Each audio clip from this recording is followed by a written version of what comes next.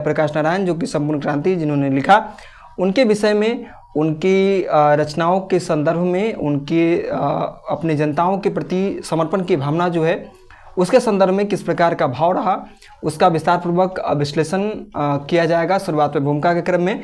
तत्पश्चात हम लोग इस पाठ से जो प्रश्न अब तक पूछा जा चुका है 2013 से लेकर के 2024 के बीच में, उसका हम लोग जिक्र करेंगे। तो यह संपूर्ण क्रांति जो चैप्टर जो है, इस संपूर्ण क्रांति चैप्टर जो है, यह संपूर्ण क्रांति चैप्टर पटना के गांधी मैदान में उन्होंने एक भाषण दिया था। तारीख थी 5 जून 1974 की। तो उस दिन जो उन्होंने भाषण दिया पटना के गांधी मैदान में, उस भाषण का अंश है संपूर्ण क्रांति, है ना, जिसमें उन्होंने विभिन्न प्रकार की विचारों को, अपने अंतर्मन के विचारों को जो कि राजनीति पर थी, उसका एक आह्वान किया, एक संपूर्ण क्रांति का आह्वान किया, जिसमें सभी लोगों को एकजुटता के साथ आगे आने के लिए प्रयासरत होने का उन्होंने संकल्प दिया। इस पाठ से जो महत्वपूर्ण प्रश्न हैं उन प्रश्नों की ओर हम लोग चलते हैं। 2013 से 2024 के अंतराल में इस पाठ से कुल 4 प्रश्नों को पूछा गया है।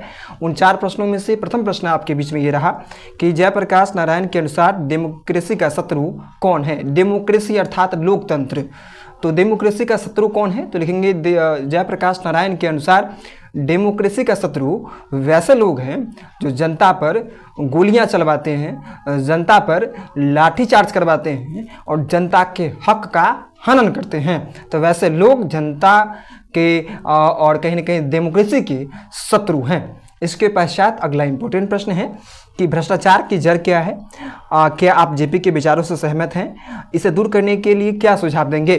तो लिखेंगे भ्रष्टाचार की जड़ है लोकतंत्र में जो चुनाव पर किया जाने वाला अत्यधिक खर्च जो है वह भ्रष्टाचार की मूल जड़ है। और लिखेंगे हम जेपी के विचारों से सहमत हैं और इसे दूर करने के लिए यह करना चाहिए कि हमें जेपी जयप्रकाश नारायण जी के विचारों पर ध्यान देते हुए चुनाव पर किए जाने वाले अत्यधिक खर्च पर कठोर कानून लगाया जाना चाहिए, क्योंकि चुनाव पर अत्यधिक खर्च जो होगा तो इसका सीधा नुकसान कहीं ना कहीं आम जनमानस को देखने के लिए मिलेगी। क्योंकि जो पार्टियां जो होंगी चाहे जिस भी दल की हों, वह यदि चुनाव में यदि अत्यधिक खर्च निवेश करेंगी तो वो क्या करेंगी, तो सर्वप्रथम वह जीत करके आने के पश्चात कहीं ना कहीं जो पैसे लगाएंगी उस पैसों से उगाही भी करेंगी।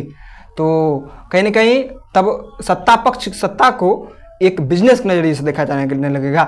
तो इसलिए लोकतंत्र में जो चुनावों पर अत्यधिक खर्च जो होता है उसे दूर करने के लिए उस पर अंकुश लगाया जाना चाहिए। तो इसे दूर किया जा सकता है भ्रष्टाचार को। इसके पश्चात अगला इंपॉर्टेंट प्रश्न है कि दल विहीन लोकतंत्र और साम्यवाद में कैसा संबंध है। तो लिखेंगे दल विहीन लोकतंत्र और साम्यवाद में एक घनिष्ठ संबंध है। दल विहीन लोकतंत्र अर्थात दल से विहीन, किसी भी प्रकार के दल का न होना, तो लोकतंत्र की गोद कहीं ना कहीं सुनी हो जाएगी। तो दल विहीन लोकतंत्र और साम्यवाद, जिसमें कि जो वैसे वर्ग के लोगों को आगे बढ़ने के लिए प्रयासरत किया जाता है जो वर्ग वंचित हैं, है ना। तो दल विहीन लोकतंत्र और साम्यवाद दोनों का संबंध कहीं ना कहीं कहा जाए तो क्षणिक संबंध कहा जा सकता है कि घनिष्ठ संबंध है कि दल विहीन लोकतंत्र जो होता है उसके अभाव में भी हम लोग कहीं ना कहीं दलों के अभाव में सत्ता के बेहतर पक्ष का कहीं ना कहीं अनुमान नहीं लगाया जा सकता है ना। बेहतर सत्ता की उम्मीद नहीं की जा सकती है, जनता के हितों की पूर्ति नहीं की जाती, क्योंकि दल होंगे तभी कुछ ना कुछ बेहतर होगा। उसी प्रकार साम्यवाद जो है, साम्यवाद में यदि अच्छे विचारक लोग नहीं हैं, अच्छे विचारधारा के कोई लोग नहीं हैं, इस प्रकार भी दोनों का क्रियाकलाप जो है सुचारू ढंग का नहीं हो सकता है। इस प्रकार दल विहीन लोकतंत्र और साम्यवाद दोनों में घनिष्ठ संबंध है। इसके पश्चात अगला इंपॉर्टेंट प्रश्न है कि जयप्रकाश नारायण कम्युनिस्ट पार्टी में क्यों नहीं शामिल हुए। तो लिखेंगे जयप्रकाश नारायण घोर कम्युनिस्ट थे, इसके बावजूद कम्युनिस्ट पार्टी में शामिल नहीं हुए क्योंकि उस समय भारत गुलाम था और उन्होंने लेनिन से सीखा था कि जो गुलाम देश है वहाँ के जो कम्युनिस्ट होते हैं, है ना, उनको कभी भी आज़ादी की लड़ाई से अपने को अलग नहीं करना चाहिए। तो इसलिए वो कम्युनिस्ट पार्टी में शामिल नहीं हुए। तो इस प्रकार इस पाठ से जो महत्वपूर्ण प्रश्न थे उन प्रश्नों को मैंने आपके बीच में रखा।